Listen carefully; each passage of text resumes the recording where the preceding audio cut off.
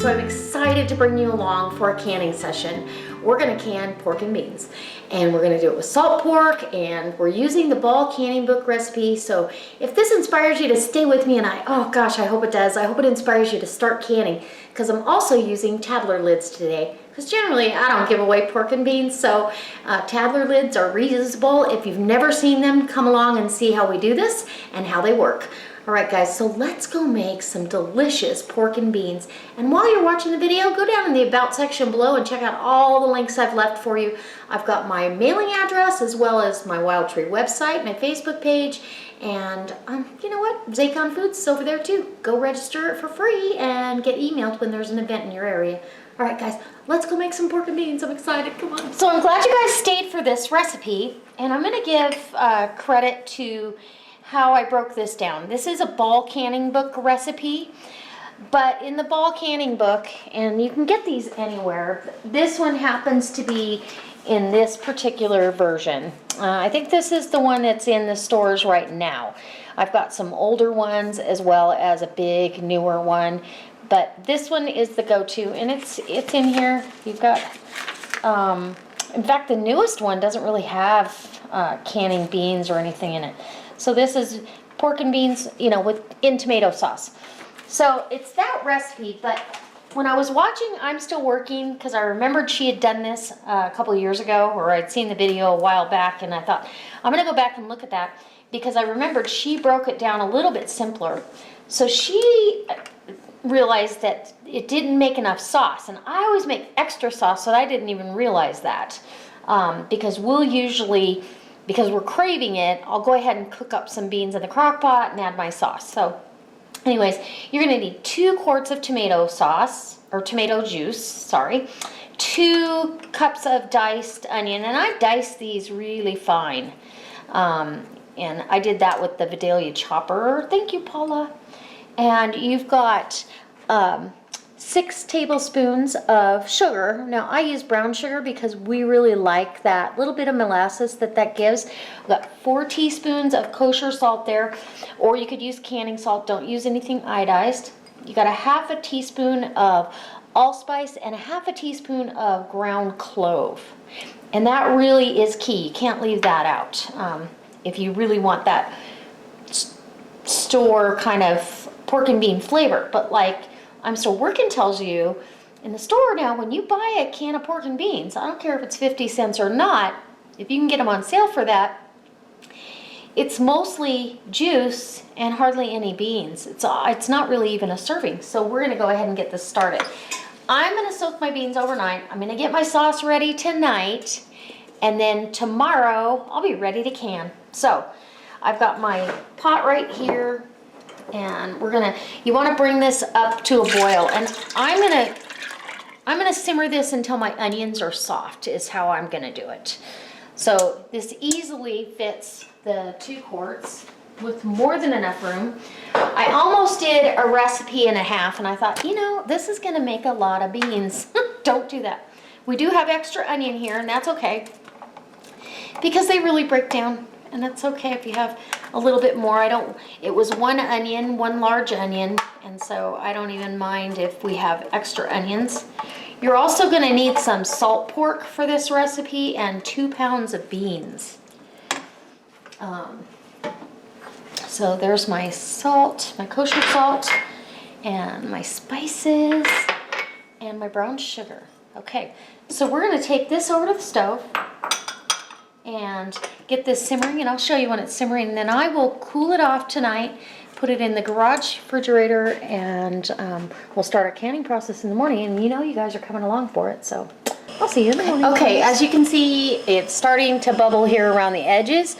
I'm just going to bring this up to a bubble all the way across. It will boil, and then I'm going to cut the heat off and let this cool down. It's going in the refrigerator overnight, and then tomorrow I'll bring it back up to temperature before I load my jars, if that makes sense to you. I wanted to get this part out of the way and let the spices kind of mingle and marry in the refrigerator tonight, and the onions. And then tomorrow, it's the next morning, the beans soaked all night. I rinsed them off, and I've got them in a pot, bringing them to a boil. And this is the way the Ball Canning Book does it. I've done it the dry bean method. You just have to be very careful of your measurements. We're gonna bring this to a boil for 2 minutes, then we're gonna turn the heat off and let it stand for 10 minutes while we get the rest of our stuff ready.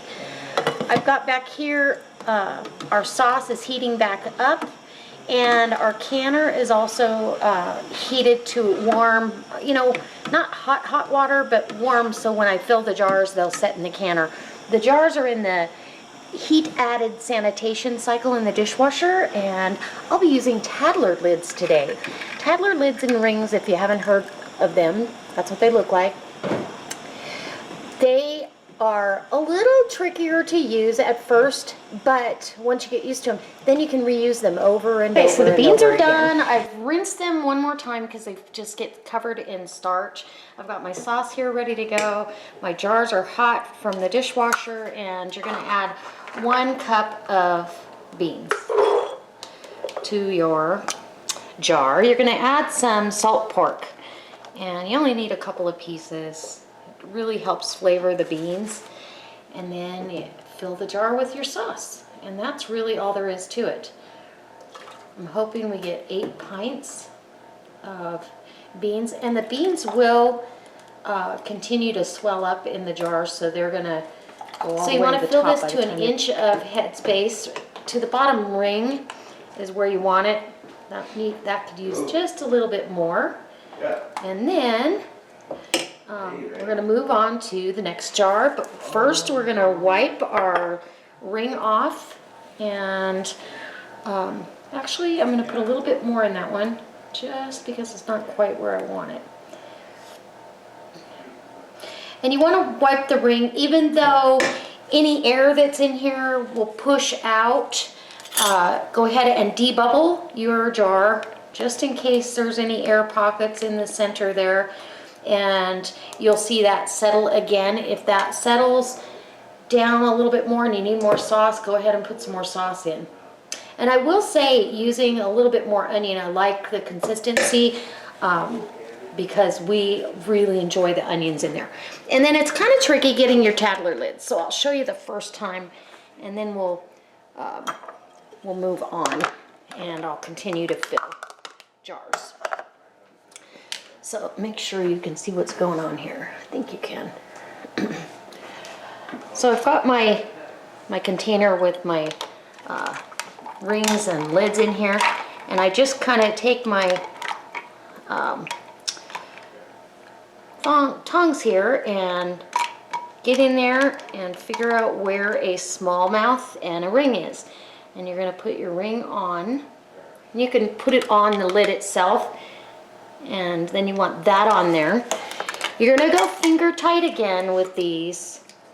And then you have to tighten them as soon as they come out of the canner. So finger tight, and this goes in the canner. I'll finish filling all the jars, and I'll bring you back to let you know what happens next. And the canner's got hot water, so it's going to rest in a nice hot bath. Okay, so I've got 8 pints of pork and beans in the canner. I'm going to bring this up to speed. I've inspected my lid of my canner, make sure the vent hole is clear, the pressure valve moves up and down, and the rubber gasket is in good shape. So we're going to put the lid on, bring it up to temperature, and once steam starts coming out of the vent hole, we'll time that for 10 minutes, let it vent for 10 full minutes, and then put the 15-pound weight on, and that's for my altitude. I'm at about 4,500 feet above sea level. So you check your area for how many pounds of pressure you need, and then we're going to start the canning process once it starts dancing. Okay, I'll do that. So for any new canners out there, once your stopper has come up in the back here, and you're venting a steady stream of steam out of the vent hole, you want to time that for 10 minutes. Once let that steam vent for 10 minutes, then you put your rocker weight on according to your altitude, and you then are going to can this. Once it starts dancing, you start your timing for canning, and for these pints, it's an hour and 5 minutes. So finally finished with the canning process, an hour and 5 minutes for pints. An hour and 15 if you were going to do quarts for this. As soon as the stopper back here goes down you're okay to release your jiggler. That's your weight. And I leave it set for a few minutes just because it's not going to hurt to let it cool further. And you just have to be patient. Don't ever try to rush this process and try to let air out of here, or you will break jars and all your work will be for naught. Go ahead and open that away from you so see all that steam. It's still very hot. And the Tattler lids, as soon as you bring these out of the canner, you need to tighten them. So that's a little different than a regular canning process. Oh, these look beautiful. Look at that. So I take a towel and put it around there, protect your hands, and go ahead and crank down on that. And that is totally okay to do with Tattler lids. That's what you should be doing if you research on their website. And my water looks pretty clear, so I didn't really lose any of the juice inside the canner. These jars, I wanted to bring it back because these jars sat on the counter all day and cooled down to the point that I could go ahead and wash them. And you'll notice that you've got some settling. The beans, sometimes they'll stick together a little bit, but you've got some settling, so it's not all sauce. You've got pretty much from the neck here where it starts, the shoulder of the jar on these, you've got that all the way down. So I took the rings off and washed these jars, and it's really important that you do that. Number one, if there's anything on the, that's leaked out of the jar in the process of doing this, which if there's any air bubbles in there, it will push liquid out and you'll have residue. If you were storing, let's say, in a shed or in a garage or even a basement, you can attract mice as well as bugs, and you don't want any of that food to deteriorate your ring, or your rubber gasket, I should say.